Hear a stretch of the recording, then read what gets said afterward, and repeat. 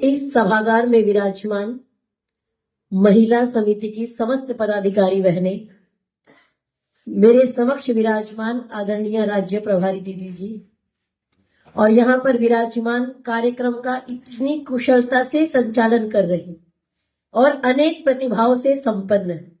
आपने भजन भी सुन लिया, संचालन भी देख लिया, वक्तव्य भी देख लिया।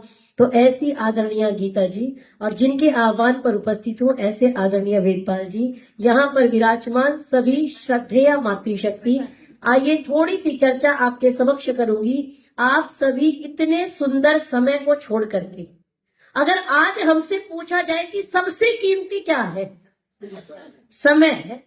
आप घर से निकलते हो, 2 किलोमीटर दूर जाना है, आपको योग का इतना अभ्यास है, साड़ी में आपने इतना सुंदर योग का प्रदर्शन किया, आपने सूट में इतना सुंदर योग का प्रदर्शन किया कि 2 किलोमीटर आपके लिए कुछ नहीं है, फिर भी आप रिक्शा लेते हैं क्योंकि आपके पास समय का अभाव है। इतना कीमती है समय। उसके बाद भी अगर हम यहाँ बैठे हैं, अगर महिला सशक्तिकरण मना रहे हैं, हम कहते हैं महिलाएं जाग गई या जाग रही हैं, तो उस पर विचार करें कि जागना कहाँ था, कौन सी नींद में सोए थे, क्या कर रहे थे। जगे तो हम तब से हैं। अब कोई हमें कहे कि जाग जाओ, अरे भाई सभागार में आ गए, यज्ञ कर लिया, इतनी सुंदर प्रस्तुति देख ली, और क्या जागना है, सो थोड़ा ही नहीं है। इसका मतलब जागना अलग है। नींद से जागना मतलब एक तो रात को सो गए, सुबह जग गए, वो तो स्वाभाविक है, उसको जगाना आसान होता है जो रात को सोए और सुबह जग जाए। लेकिन जो सो रहा हो और उसको ये भी नहीं पता कि तू सो रहा है, उसको जगाना बेहद कठिन होता है, मुश्किल होता है। वही हुआ हम सनातनियों के साथ। बहुत लंबे समय तक सोते रहे, गुलाम हो गए, शारीरिक गुलाम हुए। 2 तरह के गुलाम होते हैं, शारीरिक और मानसिक। शारीरिक गुलाम लड़ता रहेगा, करता रहेगा, लेकिन अगर मानसिक गुलाम हो गए फिर आप संघर्ष करना छोड़ देंगे। और मानसिक गुलाम तो ऐसे हैं कि हमको समझ में भी नहीं आएगा और गुलाम हो जाएंगे। शारीरिक गुलाम है, अब मुख्यमंत्री आकर के किसी और देश का बन जाए तो हमें समझ में आएगा शारीरिक गुलाम है, हमारे देश में हमारा राज्य होना चाहिए। लेकिन मानसिक गुलामी समझ में नहीं आती कि मानसिक गुलाम कैसे हो गए। आप कहोगे महिला सशक्तिकरण के दिन आप ये चर्चा क्यों कर रही हैं?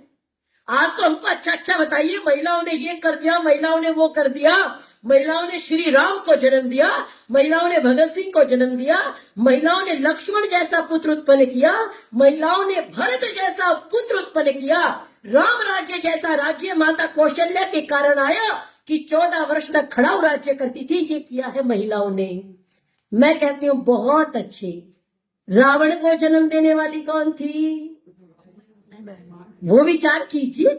खरदूषण को जन्म देने वाली कौन थी, शूर्पणखा को जन्म देने वाली कौन थी, लादेन को जन्म देने वाली कौन थी। अर्थात विचारधारा का टकराव है। और आपको कहा जाता है, हमको कहा जाता है मातृशक्ति। यही कहा जाता है ना, क्या कहा जाता है? आपने कभी सुना पितृशक्ति? कभी नहीं सुना। आपको मातृशक्ति कहा जाता है। क्यों? क्योंकि मां में वो शक्ति है कि परम पिता परमात्मा के बाद अगर कोई सृष्टि रचने का सामर्थ्य रखता है वो मां रखती है, वो महिला रखती है। इसलिए आप विशेष है और हमारी जिम्मेदारी ज्यादा है। आप विचार करो, घर में जो बड़ा होगा, जो सबसे समझदार होगा, जब सृष्टि की रचना जैसा सामर्थ्य आपके अंदर है तो हमारी जिम्मेदारी भी ज्यादा है।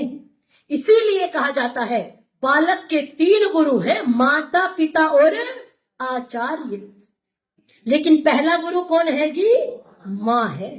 मां ने जो सिखा दिया, पूरी सृष्टि एक तरफ खड़ी रहेगी, लेकिन मां ने जो सिखा दिया वो परिवर्तित नहीं हो सकता। और जिस बालक को एक गुरु अच्छा मिल जाए, मां अच्छी मिल जाए, बहुत अच्छा, पिता अच्छा मिल जाए, बहुत अच्छा, और आचार्य भी अच्छा मिल जाए, तो जब तीनों गुरु अच्छे हो जाते हैं तो वो बालक अगर दुनिया में आते हैं तो उनको श्रद्धेय स्वामी रामदेव जी कहा जाता है, उनको आचार्य बालकृष्ण जी कहा जाता है। आप विचार करो, क्यों याद करें हम? आज हम सब योग कर रहे हैं, मुस्कुरा रहे हैं। आप इतना सुंदर साड़ी में प्रदर्शन लोग सोच नहीं सकते। योग का प्रदर्शन साड़ी में, अरे साड़ी में चलना मुश्किल होता है, आप कहते हो योग कर दो। और कितना सुंदर प्रदर्शन था, कैसे हुआ संभव, उसके मूल में जाओ। हमारी समस्या ये है, हम बाहरी आवरण पे ध्यान देते हैं लेकिन मूल को भूल जाते हैं। समस्या यहां से उत्पन्न हुई। हमको स्वामी रामदेव जी अच्छे लगते हैं क्योंकि उन्होंने इतना बड़ा काम खड़ा कर दिया। बड़ी बड़ी इंटरनेशनल कंपनियों की नींद उड़ी हुई है। अभी आचार्य बालकृष्ण जी मुझे मिले, मैंने कहा आचार्य जी लोगों को नींद नहीं आ रही, आप लोगों ने नींद हराम कर दी लोगों की। आप विचार करो, एक व्यक्ति इतना बड़ा कार्य किए, कुछ तो अलग सामर्थ्य है तो हमारे जैसे, 2 हाथ है, 2 पैर है, 1 मुंह है, जबान तो हमारी भी बहुत चलती है, लेकिन स्वामी जी में कुछ तो विशेष था। अब ये विचार करो कि वो विशेष क्या है। जिस दिन वो विशेष समझ में आ गया, उस दिन समझिए आप चलना प्रारंभ कर दिए, उसी दिन जागरण प्रारंभ हो जाएगा। ये विचार करने की आवश्यकता है। हमारे देश की पहचान अगर किसी से थी, अभी आदरणीय बहन गीता जी कह रही थी कि देश के लिए हम सब कुछ कर सकते हैं, और मैं कहती हूं हमारी कितनी भी लड़ाई हो, लेकिन अगर देश पे बात आती है तो हम संगठित रहते हैं। हम माने हम वो नहीं जिनको 52 सेकंड खड़े होने में टांग टूट जाती है, उनको बात नहीं कर रही हूं। हम मतलब हम, अगर देश में बात आती है तो हम खड़े रहते हैं। तो आप विचार करो कि देश को निर्माण किससे होता है? क्या भवनों का नाम देश है? बिल्डिंग का नाम देश है? नहीं, व्यक्ति का नाम देश है। जब आप विदेश जाते हो तो आपको ये कहा जाता है ये इंडिया से आया है, यही कहा जाता है। अगर वहां जाके कोई व्यक्ति चोरी कर ले तो आसपास के लोगों में क्या धारणा जाएगी जी? इंडियन तो चोरी करते, जाएगी कि नहीं जाएगी? इसका मतलब मैं जो करूंगी उससे देश की छवि खराब होगी या अच्छी होगी, ये मुझ पे निर्धारित करता है।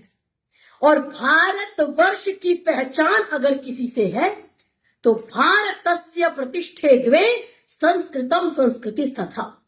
भारत की पहचान अगर किसी से है, यहाँ की संस्कृत से है, यहाँ की संस्कृति से है, यहाँ की सभ्यता से है।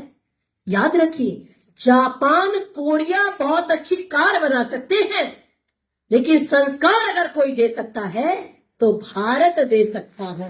इसीलिए कहा गया मेरा देश धरती के समुन्नत भार जैसा है। क्या है मेरा देश?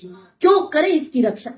मेरा देश धरती के समुन्नत भार जैसा है, इसकी पावन संस्कृति शुभ टकसाल जैसा है।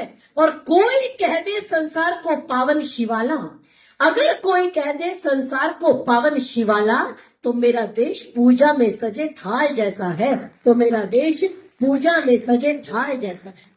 अब आप विचार करो, जिससे हमारी पहचान है संस्कृत, संस्कृति और सभ्यता, उन तीनों के योगदान में, उन तीनों की वृद्धि में मेरा क्या योगदान है? बस ये विचार कर लो, वहीं से समझ में आएगा कि जागरण कितना हुआ। आप कहोगे जी संस्कृत कौन पढ़ता है, संस्कृत कौन जान रहा है संस्कृत को?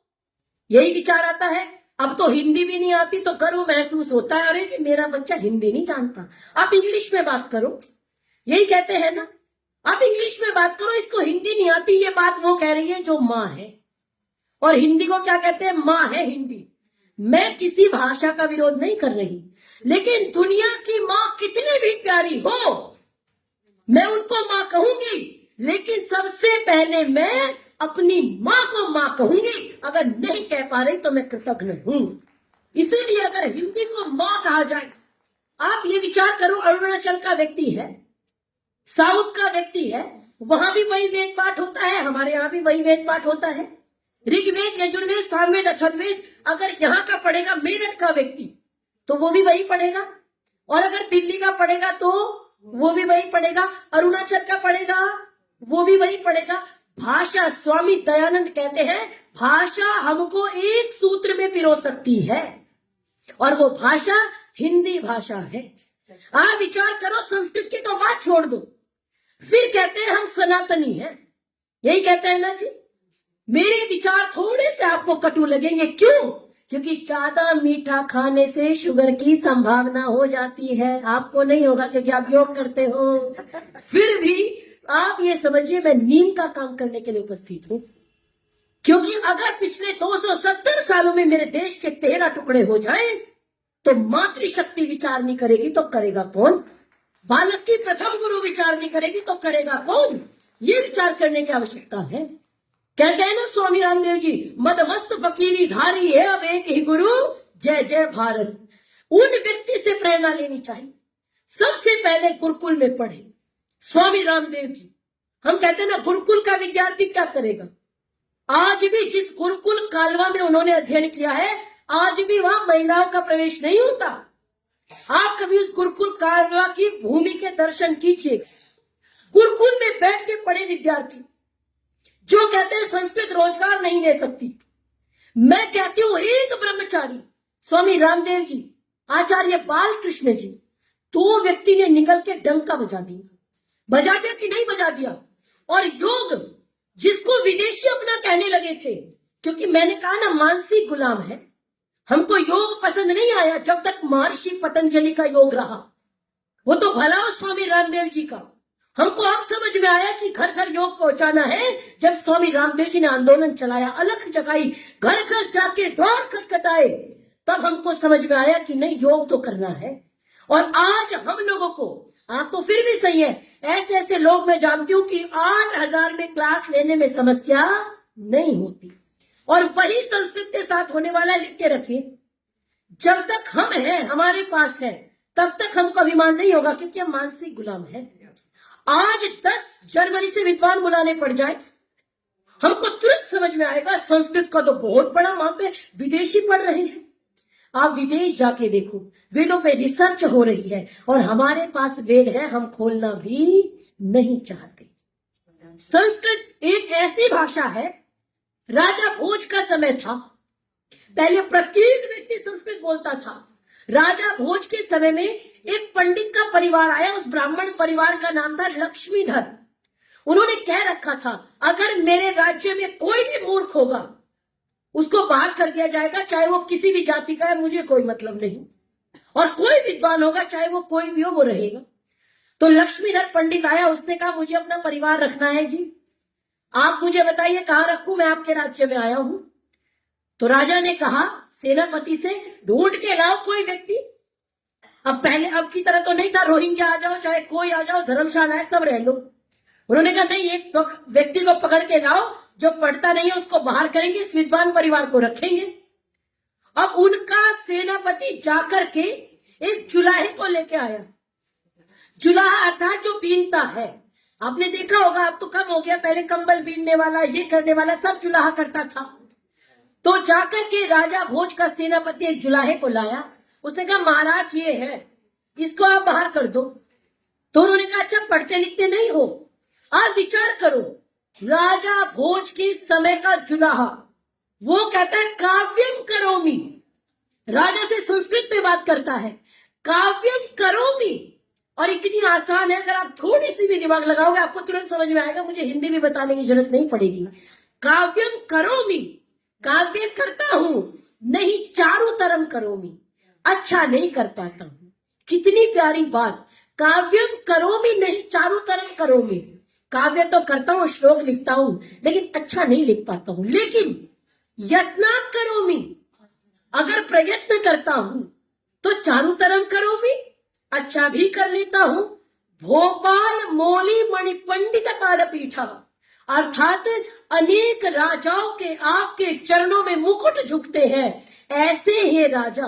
आप सोचिए कितना प्यारा संबोधन, भोपाल मोली मणि पंडित पादपीठा, हे साहसांकर, हे राजा, कवयामी, काव्य करता हूं, का हटा दीजिए, क्या बचा, वयामी, जुलाहे का काम भी करता हूं, और वह हटा दीजिए, क्या बचा, यामी, और आप कहते हैं तो चला भी जाता हूं, कवयामी वयामी यामी।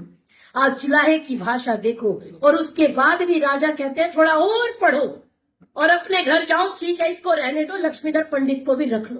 आप विचार करो, हम कौन थे? मैथिली शरण गुप्त की पंक्तियां है ना, हम कौन थे? एक बूढ़ी मां सर पे गठरी लेके जा रही है लकड़ी की। पहले तो राजा वेश बदल के घूमते थे, आपने पढ़ा होगा कहानियों में। तो उन्होंने कहा भारम न बाधते माते, बाधती ई बनाया, भारम न बाधती माते। तो संस्कृत जो थोड़ी बहुत जानते होंगे, बाधती नहीं बाधते होता है। तो बूढ़ी माँ ने जो कहा वो कहती है भारम न बाधती राजन, भार तो पीड़ा नहीं दे रहा, लेकिन इतने बड़े व्यक्ति ने जो बाधती गलत प्रयोग किया है वो पीड़ा दे रहा है कि मेरा राजा गलत संस्कृत बोल रहा है। हम वो परंपरा के लोग हैं। आप विचार करो, वेद संस्कृत में है, रामायण संस्कृत में है, महाभारत संस्कृत में है। कम से कम अपने बच्चों को सब भाषा सिखाओ, लेकिन संस्कृत और हिंदी अवश्य सिखाओ। या संकल्प लेकर के जाओ। हम योग के लिए समय निकालते हैं। संस्कृत भारती 15-15 दिन के शिविर लगाती है। जब संस्कृत पढ़ेंगे, हमारी पहचान है संस्कृत, हमने पढ़नी छोड़ दी, कौन पढ़ेगा? योग हमारी पहचान थी, योगा बन के आया तो पसंद आया। अब संस्कृत को भी संस्कृता बना देंगे तो लगेगा हाँ इसमें आ लगा दिया विदेशियों ने, अब ये अच्छी हो गई। आगे कहा सभ्यता संस्कार। एक समय मनुस्मृति में मनु महाराज ने कहा था, क्या कहा था? उन्होंने कहा था एतद् देश प्रसूतस्य। आप जितने लोग यहाँ बैठे आपने मनुस्मृति का नाम सुना होगा, सुना है कि नहीं सुना है? सुना है।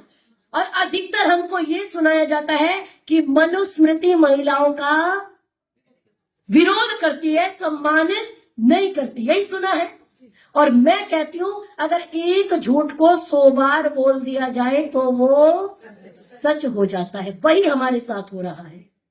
मनुस्मृति जैसा ग्रंथ जो जीवन जीने की शैली सिखाता है, मनु महाराज ने कहा था एतद् देशं प्रसूतस्य, इस भारत देश के लिए एतद् देशं प्रसूतस्य सकाशात् जगत् जन्मनः और स्वं स्वं चरित्रम शिक्षेरन् पृथिव्यां सर्व मानवः।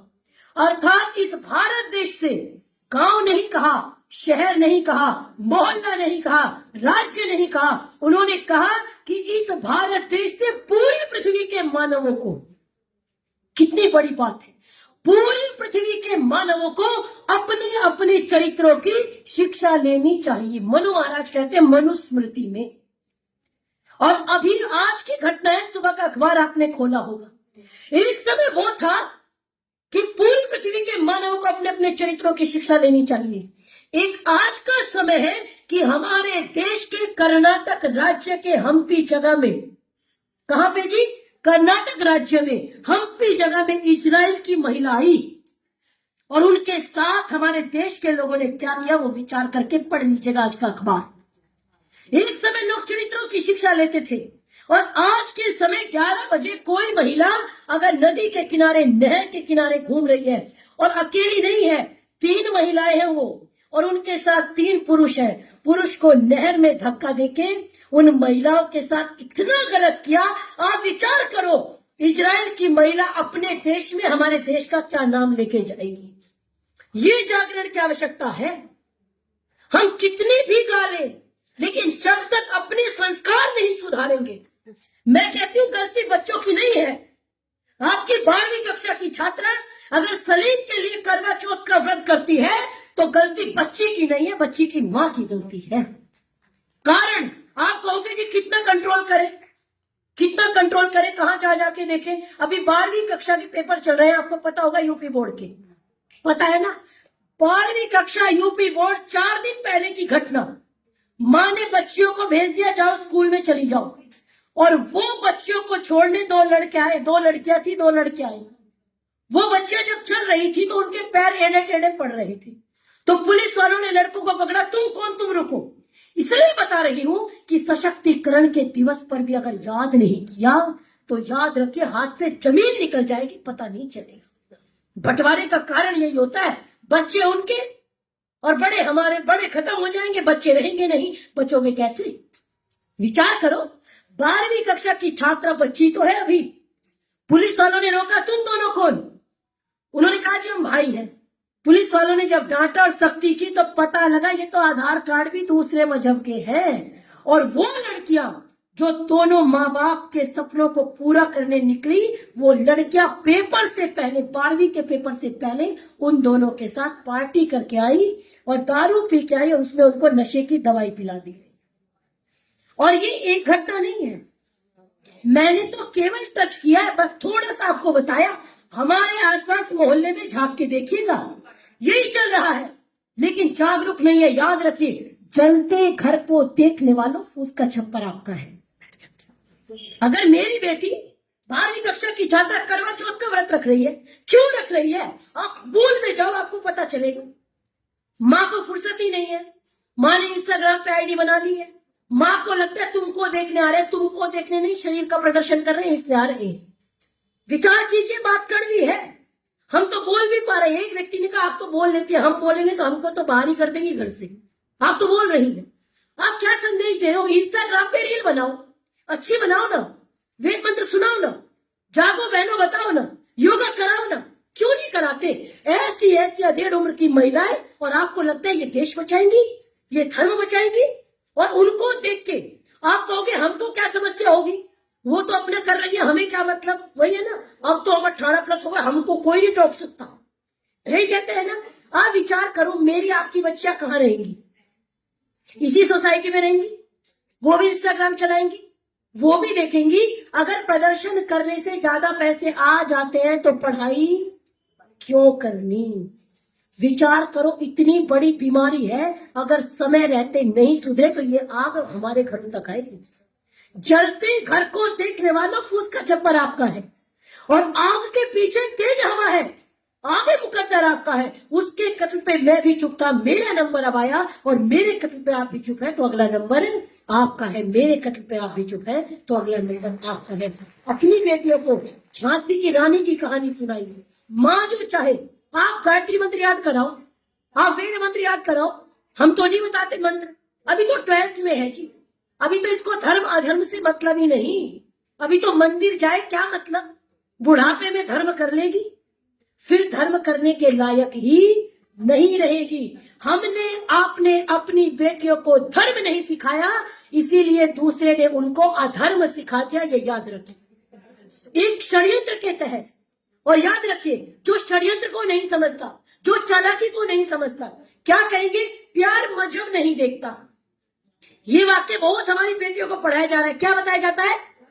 प्यार मजहब नहीं देखता। ना तो प्यार हमारा शब्द, ना मजहब हमारा शब्द, यही है ना।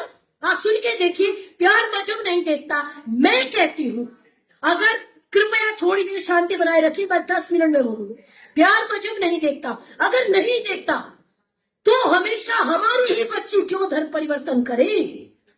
आप प्रश्न पूछिए अपनी बेटियों से। हमारी बच्ची धर्म परिवर्तन करती है, चाहे दीपिका कक्कर हो और चाहे कोई और हो, मैं नाम नहीं ले रही। हमारी बच्ची धर्म परिवर्तन करती है, उनके बेटे धर्म परिवर्तन नहीं करते। इसलिए प्यार मजहब देखता है। ये संकल्प लीजिए, अपनी बेटियों को बताइए, और योग के साथ साथ ये जागरूकता बेहद जरूरी है। और श्री कृष्ण, श्री राम, आप विचार करो, जिनके पास श्री कृष्ण जैसा चरित्र हो, जिनके पास श्री राम जैसा चरित्र हो।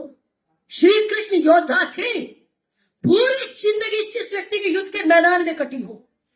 आप और मैं यहाँ बैठे हैं, और हम सब कहने को सनातनी है कि नहीं है? है कि नहीं है?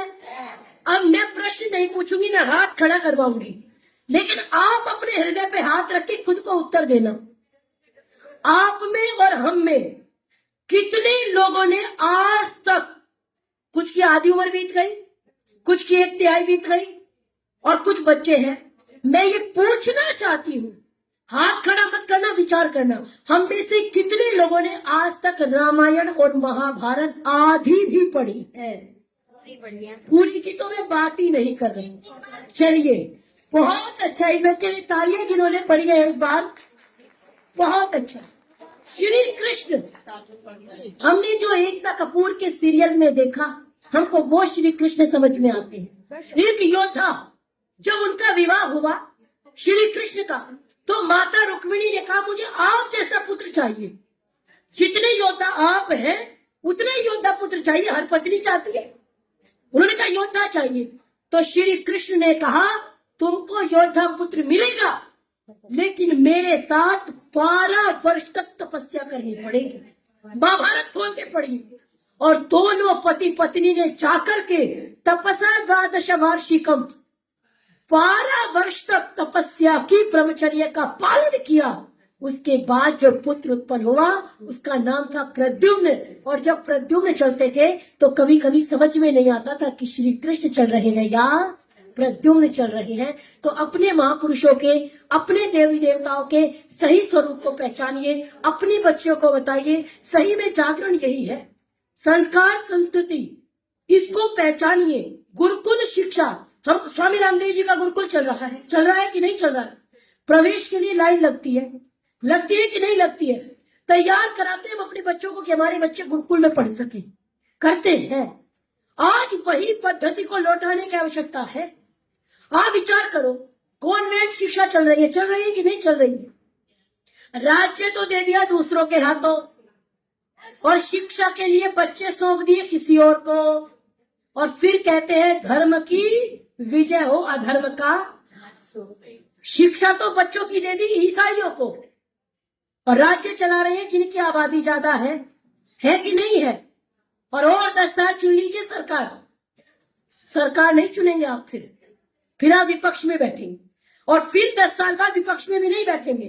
अफगानिस्तान से जैसे अपने ग्रंथों को लेके आ रहे थे ना भागते हुए, वही स्थिति होगी। समय ज्यादा शेष नहीं है, इसलिए जागरूक रहिए। क्यों स्वामी रामदेव जी पूरा जीवन लगा दिए?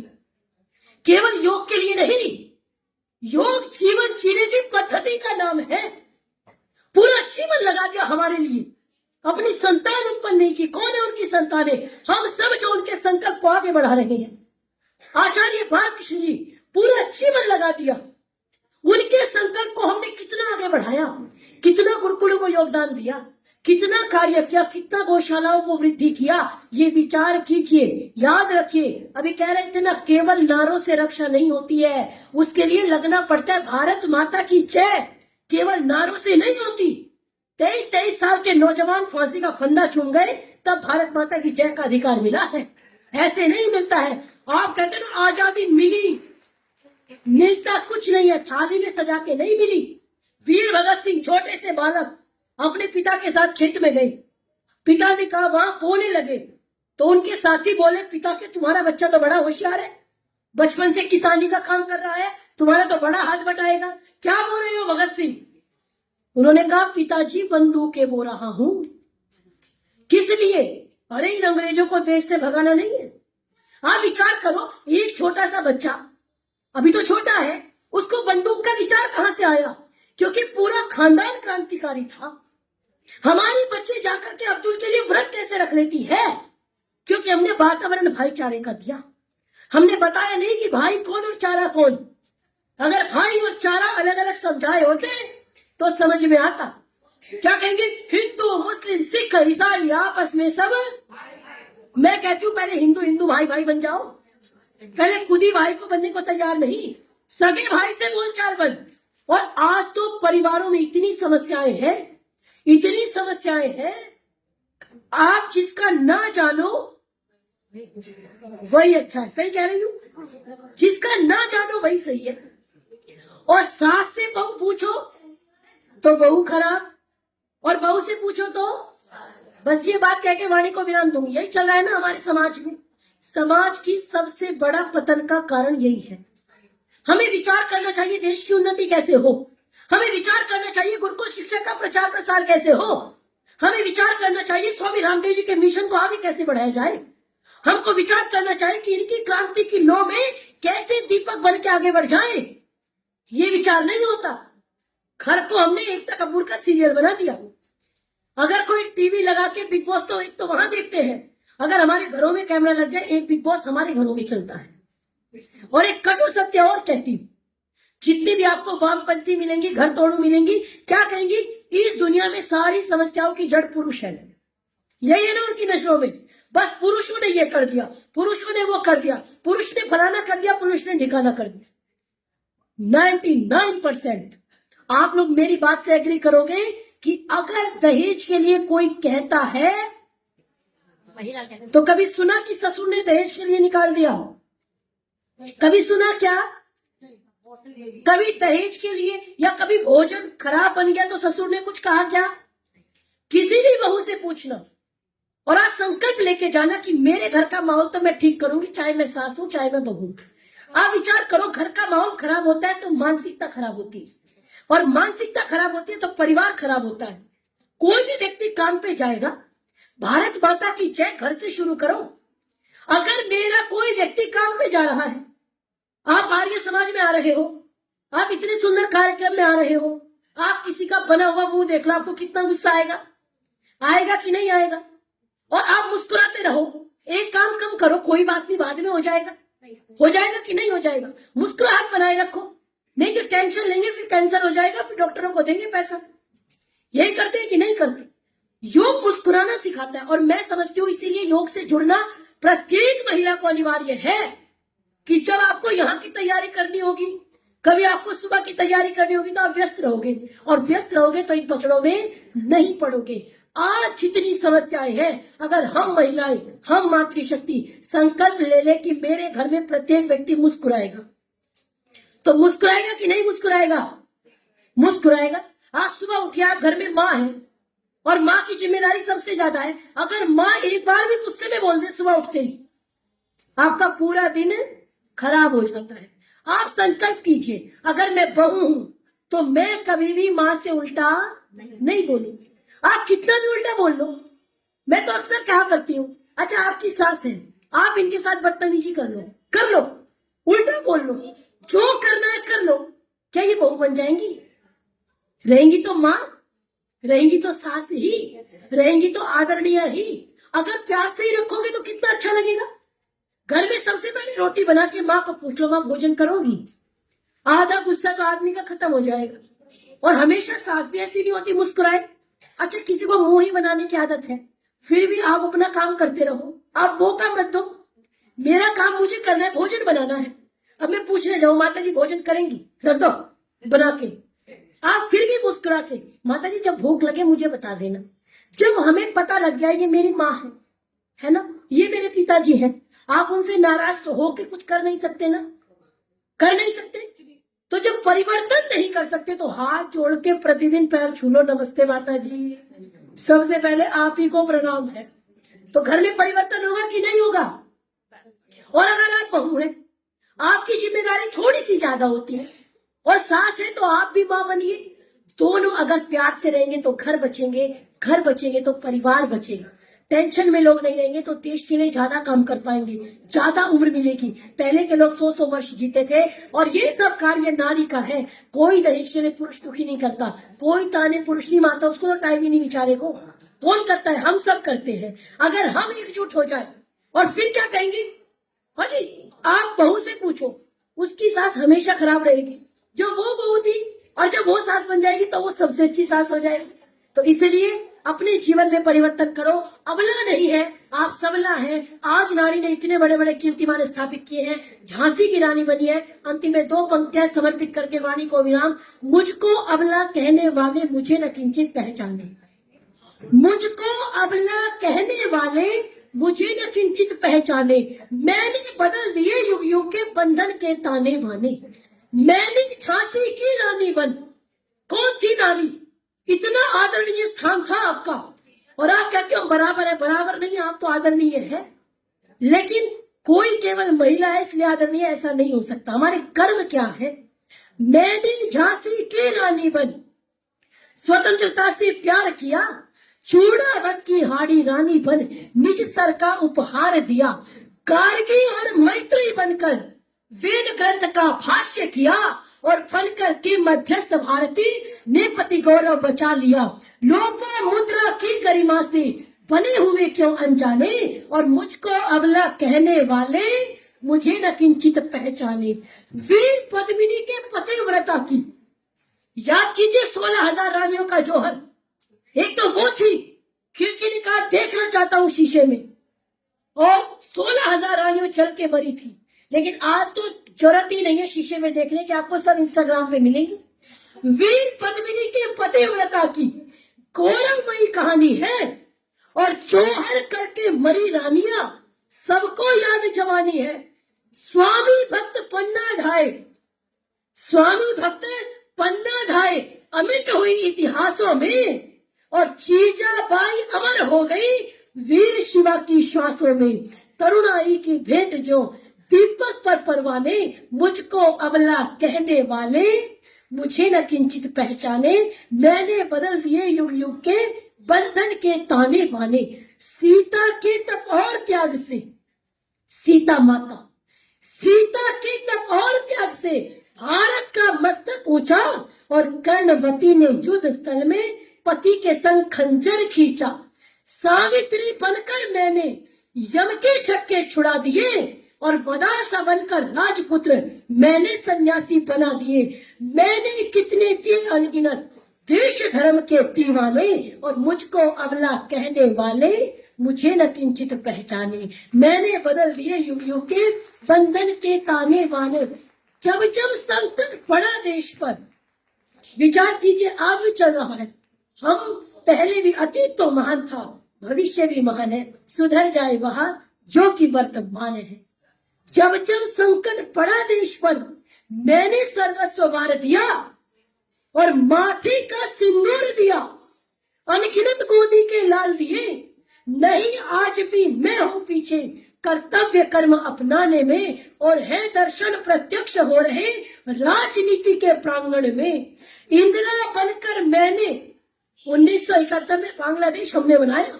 इंदिरा बनकर मैंने तो टैंक अरी पर ताने, और मुझको अबला कहने वाले मुझे न किंचित पहचाने। मैंने बदल दिए युग युग के बंधन के ताने बाने। आज हम सभी संकल्प लेके जावे, एकजुट रहे, एकत्रित रहे, किसी की बेटी को ना सताए, कोई हमारी बच्ची को ना सताए। परिवर्तन आएगा, हम सुधरेंगे, हम सुधरेंगे। बस अपने से प्रारंभ कर दीजिए तो निश्चित रूप से परिवर्तन आएगा। देश में आज जो समस्याएं हैं, आप सोचिए, विदेशी तक सुरक्षित नहीं। जिसको धक्का दिया था नहर में, उनमें से 3 लड़कों में से एक अमेरिका का था। आप विचार करो हमारे देश का क्या संदेश है, कैसे बचाएंगे देश। आप पहली गुरु हैं, आप सृष्टि का निर्माण करने वाली है, इसलिए जागरूक रहिए। सरकारों को मत देखिए, कुछ कार्य सरकार नहीं, हमारे संस्कार सुधारेंगे। एक बार मैंने जरा सा सूर्य से कुछ यूं कहा, एक बार मैंने जरा सा सूर्य से कुछ यूं कहा, आखिर साम्राज्य में इतना अंधेरा क्यों रहा। तम तमाकर वो दहाड़ा मैं अकेला क्या करूं, तुम निकम्मों के लिए मैं ही भला कब तक लड़ूं। सूर्य की आराधना के चक्करों में मत पड़ो, दूसरों को मत देखो मैंने क्या किया। सूर्य की आराधना के चक्करों में मत पड़ो। संग्राम ये घनघोर है, कुछ मैं लड़ूं, कुछ तुम लड़ो, कुछ मैं लड़ूं, कुछ तुम लड़ो।